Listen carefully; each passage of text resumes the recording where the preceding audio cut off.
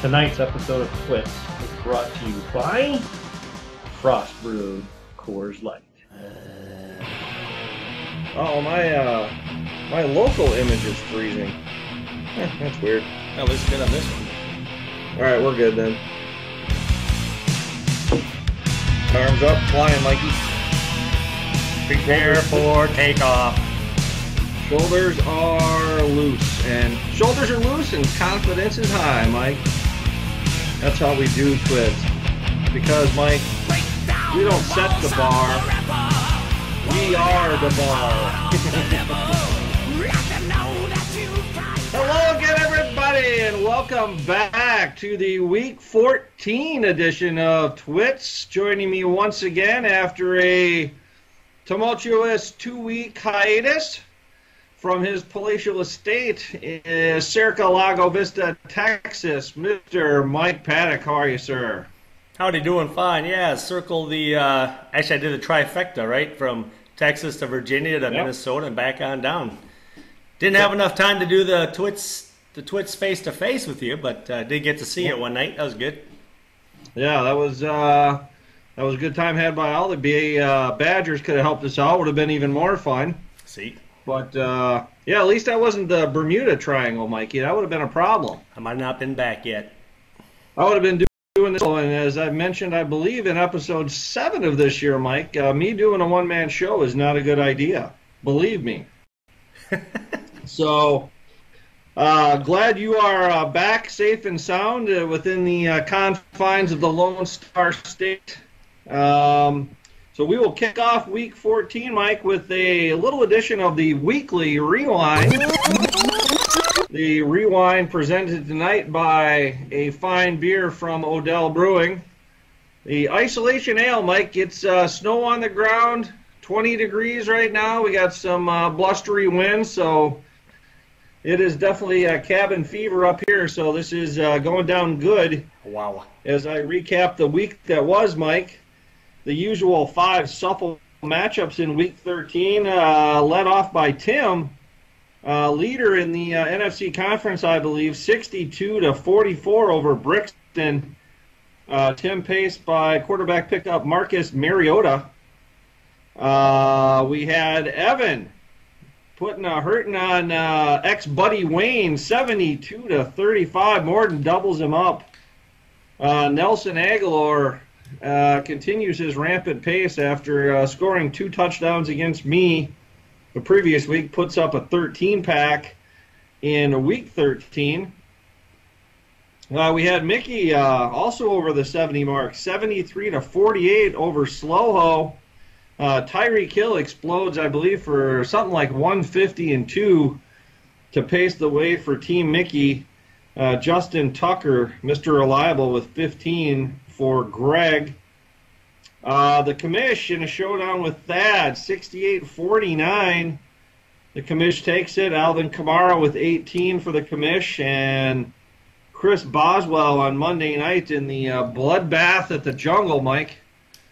That was a brutal game last night. 11 points for Mr. Boswell to pace Thad. And last but not least, Mike, we had you and Tom facing off. Mike 40, Tom 26. Jared Goff, battle of the quarterbacks there with 10, beats Phillip Rivers by 9, and Mr. Paddock takes the matchup by 2 touchdowns there. So there's your week that was. I was going to say I didn't get nipped in the bud by a late-night Steelers receiver this week with Juju. I was going up against Juju. Figuring he was going to go off for 3 and 140, but I eked it out. I tell you when he ain't going off, and that's going to be next week because he got suspended today. Oh, did he? Yes. Along with the person who tattooed Antonio Brown and Mr. Gronkowski for his WWE-type move on the Bills defender who was laying on the ground. So, Evan, take note, your tight end will not be there. And mine's in the concussion protocol, so not a good week to be a tight end, apparently.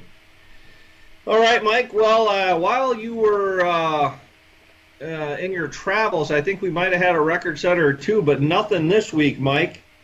So why don't we break into Confidentially Yours? Yeah, confidentially yours. We got a little bit of movement up at the top with a tie for first place between you and Tom. You actually ended up scoring 15 to Tom's 14 to tie that sucker up. Greg only scored 13, which drops him into basically third place.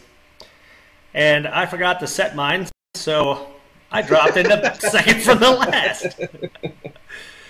Hey, Mike, but you're not in eighth place anymore. I am not. Yeah, so I want to also give a shout out to Wayne, who's up there with a 146, well within striking distance. So watch out, people. Make sure you put them in every week. Yes. Yeah, Nip Tuck with what do we have? Do we have 4 weeks left, Mikey? Is that right, or 4? This is week 14.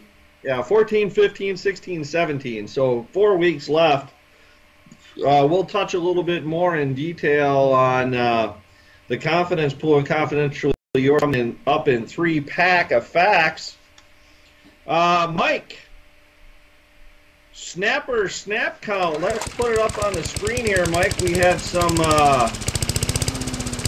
interesting guys up here in the old the snapper snap count. So we had three receivers. Your guy Hopkins always seems to be on it. They do not take that guy off the field. Same with Witten. He's a repeat offender on this list. And then Josh Doxson joins them this week at 100%. So looking at the free agents that Suffle might be interested in, Mr. Doxson, something called Zay Jones in Buffalo, who started their quarterback this week, trying to get a little bit cute. That turned out to be a bit of a show. I think they went through 3 quarterbacks in that game, and none of them were good. So, and then Steven Anderson for Houston also on this list. So those are your free agents that crack the top 20 on the what do we got there? The snapper snap count. Our other big sponsor addition this year, Mike, Target. Let's take a look at the Target Monsters. Your boy leading both lists here, Mike, AJ Green, 16 targets. Only caught 7 of them, but when you're getting 16 targets a game, all you gotta do is about catch half of them. You're having a good game. Antonio Brown with 15, and then a tie for third, Mike, Keenan Allen's in. Once again, your boy DeAndre Hopkins. Free agents on the list: Kenny Stills, Josh Gordon, Marquise Lee, Dede Westbrook, and not the former Packer, Mike, the Redskin Ryan Grant. Round out your free agents. So those might be some guys to look at this week. Suffle, if you're looking at picking up a late season ad there. So there are your Target Monsters, Mike. Now let's take a look ahead, Mike, to week 14. Mike, what do we have coming up on tap? Sondo on tap, brought to you by a little fourth tap. Oh! Called Bat Country. 4 and extra stout, moving into the stouts. Getting a little bit chilly out there. I think it was 55 degrees today, so. Well, how did you survive? Time to drink the dark beers. Man, I had to take the shorts off. I mean, to put pants on, not just take the shorts off. Also should mention, Mike, whilst you were on your travels, Gulliver's Travels there, you did tweet out a picture. We'll maybe put that up if you can find it, of a beer that had Mr. Ewald's name on it. Crap. Yep. What? You need to send that back to me. My phone crashed. Oh, did it? Okay, I'll send it back to you. So, but that was pretty cool. So, Tommy, I know you watch this every week, so I think you'll find this episode particularly intriguing. Yes, and too bad I found it so late because he was just up there. He could have got his own. Yep. So, the spotlight matchup, surprise, surprise, would be... Hey, none of that. While you were gone, you were in the spotlight matchup. Oh, I was talking about Tom. Tom's in there. You choose to conveniently be gone for 2 weeks, and what do you know? I'm not, or at least one of those, and then you come back, and here it is. So anyway, fire away. Yeah, Tom's Brixton Skies in there at 5 and 8 this year with 621 points, going up against, of course, number 1 for the thumb, the commish at 12 and 1, 741 all-time points is a slim margin by you, 1524 to 1515. And guess what? You're all tied up. 18, 18, and 1. Tom won 4 of the last 6. Yeah, you can throw out the me and Tom play. You throw out the records. It doesn't matter. It's always a tight battle. So nice. And next up, we have Tim Cranky Pants making a run for the lead down there in the the NFC.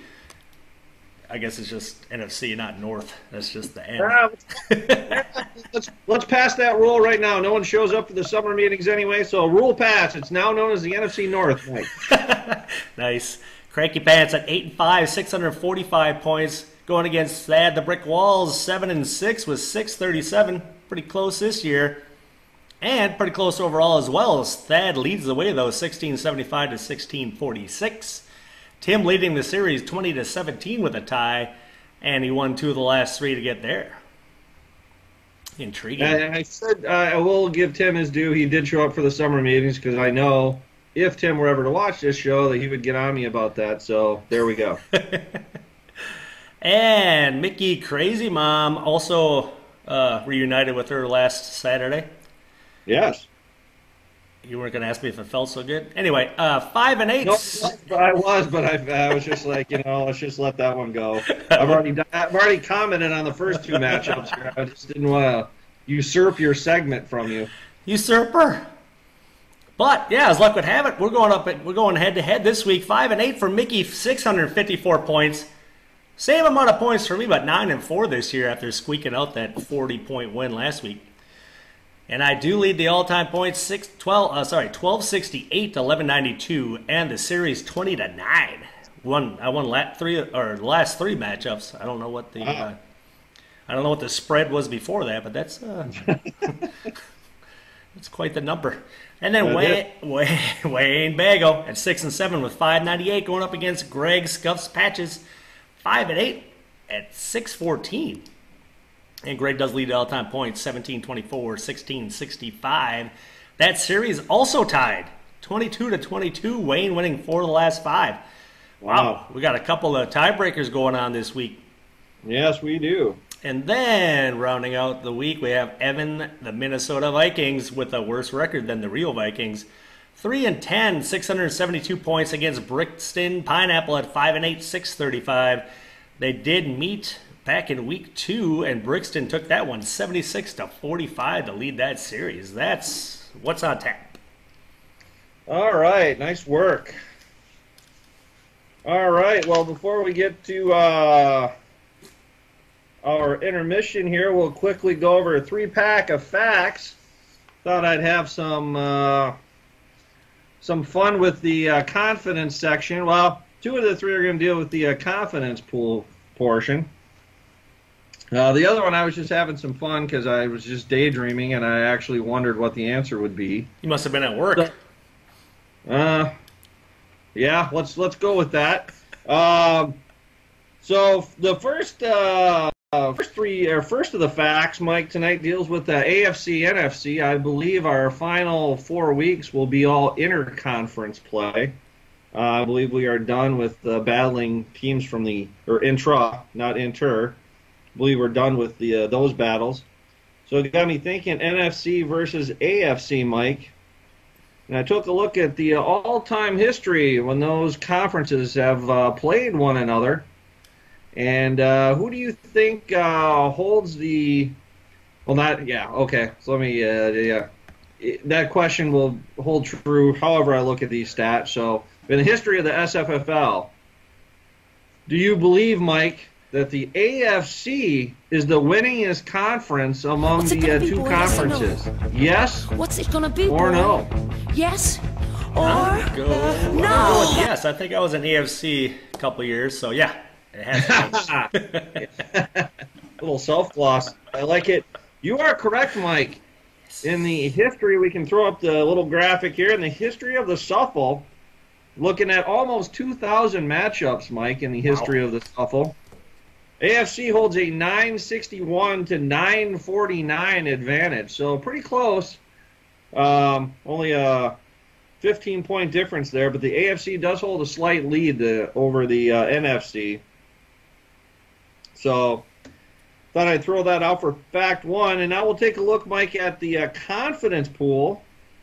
And also just noodling some ideas, Mike. I wondered, first of all, everyone picks winners each week, right? So my first thought was, okay, well, who's been picked the most? But then I thought a more intriguing question would be to see who's done the best when they are picked. So for each time you pick an owner, what's their win percentage? When they do they win their matchup or not? So, Mike, I'll tell you right off the gate here that I have the most selections at 882, Mike. But do I hold the best winning percentage with those 882 selections in terms of on a percentage basis? Do I win What's it gonna be, most boy? times Yes or for no? owners? What's it gonna Yes. be, boy? Yes or I'm no? glad you didn't say it was me because I know it's not because I let people down all the time. But I will say I will go with the big fat yes. I know the commish seems to pull it out every time. Mike, no, we're going to have to ding you. I'm in third, and the guy who's in first, and it's not really close, has got a hat and a set of headphones on right now. No way. Mike Paddock. Yeah, blowing the competition away. You have been selected. You're the only other person to be selected more than 800 times, 818 selections, and you have coined in for owners at a 65% clip. So we'll throw up the graphic here. That's no one else has more than 58. So Tommy in second, and I'm in third there, and you can see the rest of the shuffle down through the history. Nice. Yeah, and so, Mike, the other aspect, I mean, we could delve into a lot of different things, who has the most 4-point, 3-point, whatever, but I was looking at game breakers, too. So I figured I'd take a look at the game breakers. I can also tell you, Mike, that I've been selected for 74 game breakers, which does lead the way. So I'll ask you again, yes or no? With those 74, am I able to have the highest percentage boy? of Yes or no? wins for owners who have What's it selected gonna be, me? boy? Well, obviously Yes you should be picking me with the game breakers. What do you have? No. Let's see. I'm going to say yes. I mean, I thought you were the winner last time, so I'm going to say yes. Mike, we're going to have to ding you, and we got a little bit of a surprise. I'd almost have to say that this one almost doesn't count. I would have to give it to probably Mickey. So Mickey will show the graphic here, 75%. Fred actually leads the way. Fred, who we saw recently at the A&M tailgate. Wow. He had been selected 2 times for game breakers and came through on both occasions. So he's batting 1,000, but Mickey, 22 out of 29 on the game breakers for 75%. Nice. You're in second with 74, and then I'm 51 out of 74, good enough for fourth place. So there's your little, that's kind of the SFFL version of the gold sheet when you're looking to make your picks. There's your lead dogs. Bottom line, just take Mike and bet him. Check Mike like 4 times if you can. I don't think you can do that, but Or if you play roulette, always bet on Fred. always bet on Fred. Absolutely. Makes a mean rib. All right, Mike. Well, with that segment of the books, it's time to pay the bills. So we'll take a little break here and show a message from our sponsor, and we'll be back in just a little bit here to wrap up Week 14. What, I ask you, is the essence of the machine? Why, power, of course. Does a real man mess about with a machine fit for a child? No siree, Bob. A rugged individualist, such as myself, wants the most bang for the buck, which is why I simply crank up my snapper tractor with a primal roar that'll wake the beast within. Barbaric, isn't it? Snapper. Anything less just won't cut it. See the professional snapper dealer near you. All right, well, welcome back to Week 14. We will conclude here, Mike. Why don't you go ahead and walk us through the Week 13 steals and heels? Yeah, your number 1 steal of the week, and we got representatives from all over the board for the steals this week. But already mentioned was Wide receiver Tyreek Hill with a big 21 points. Expected to get about 6, so 15 to the plus side. And then tight end Cameron Brate, formerly of my roster, pulled in a couple of tutties for a 13-point outburst on a 2.9 expected for a plus 10. And then running back Alex Collins coming in for a hurt Seattle backfield and pulling out 16 points. Expect to get about 6 for about a plus 10 as well. Nice. On the heel side, a couple of stalwarts normally out there and wide receiver and another running back. We got Julio Jones only getting 1 point in that loss to Minnesota. Expected to get about 8.6 for a negative 7.6. And then Brandon Cooks came away with 0. Is he still on your roster? What happened there? Oh, he's still solidly on the roster. Put up 146 in a touch last week, and I didn't expect much different this week, but I got a lot different. Yep, negative Mike, 7. He doesn't set the bar. He are the bar. And then running back Jordan Howard, expect to get about 8. Only got 1 on that Bears team there for a negative 7 as well. So those are your steals and heels. Yeah, hashtag B&B on that one. All right, Mike. Well, let's break into everyone's tertiary favorite segment, the Chalk Talk. Chalk Talk, the last time we set foot on this endeavor, Mike, got a win. We had the Thursday night game, had Pittsburgh -7 over Tennessee, and they covered by plenty in that one. So that'll move me to 5-3 on the year. We'll stay in AFC North, Mike, for this matchup. Going to take the Cincinnati Bengals. They are -6, taking on the Chicago Bears. Mike, the Bears lose at home last week to your San Francisco 49ers. Things seem to be a tailspin there. They got to go into the jungle and face an angry Bengals team after blowing the lead to Pittsburgh. Again. I think the Bengals are a solid touchdown favorite in that one, so I'll lay the 6 and hopefully move my record to a stellar 6-3. Nice. Dog of the week.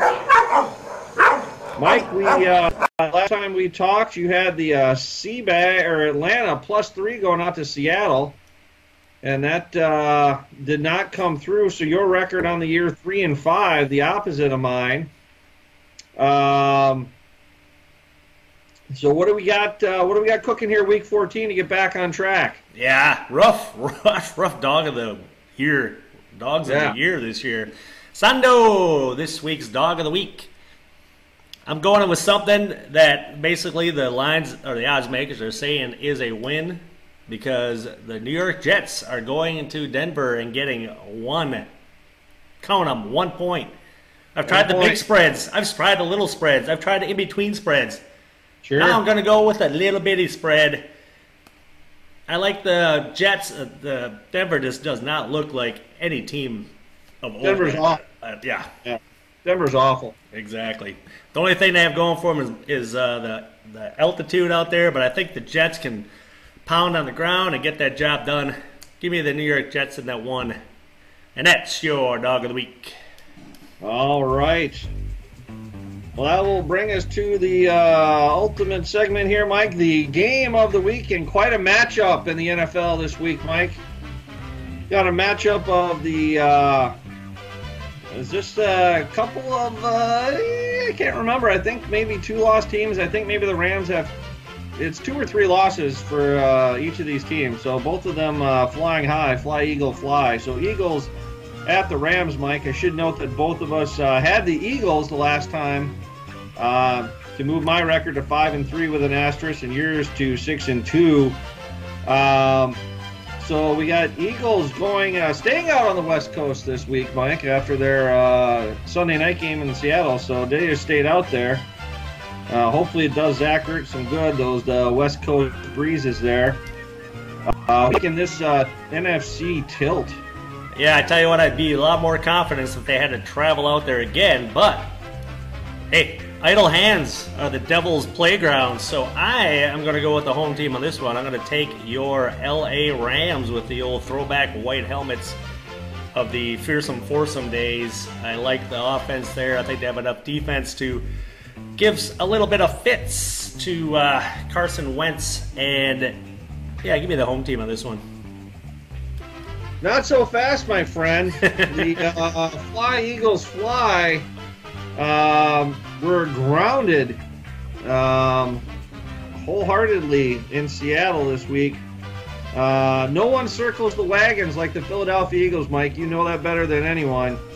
I think the Eagles will find that second and third gear this week. I think they're going to put on. I think it's going to be a high-scoring game. I think the Eagles will find a way to get the offense going with that four-headed running game that they have, and their defense, played pretty well last week. That wasn't the issue, and I think the Rams may get a little taste of that. So I'm going to call a tight one here, just like this isolation ale.